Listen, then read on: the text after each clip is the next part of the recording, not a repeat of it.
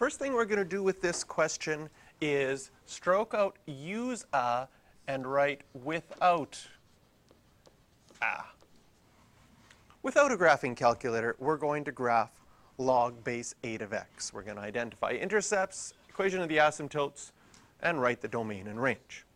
This is a basic log graph. This is a parent graph. You need to be able to quickly draw the parent graph of any log of any base. The way that you do that, draw your axes, and start with labeling the two things that all log graphs have. All basic log graphs have an asymptote at x equals 0 and a point at 1, 0.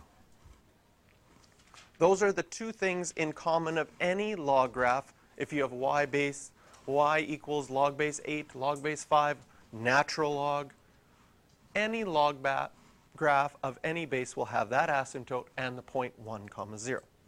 Then the second point that you're going to always label will change depending on the base, but it will always be the base, 1. If you think about that, if you plugged in 8 for x, log 8 of 8 is what? Well, log base 8 of 8 is asking 8 to what exponent is equal to 8? The answer would be 1. And so we get the point 8, 1. If you had a log base 5 of x graph, you'd have the point 5, 1. Log base 3, you'd have 3, 1. Natural log, you'd have e, 1.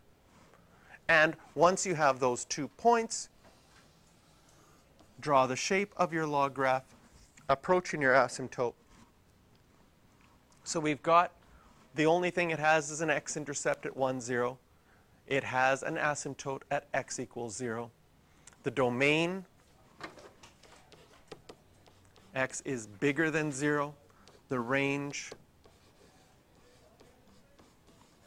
is everything.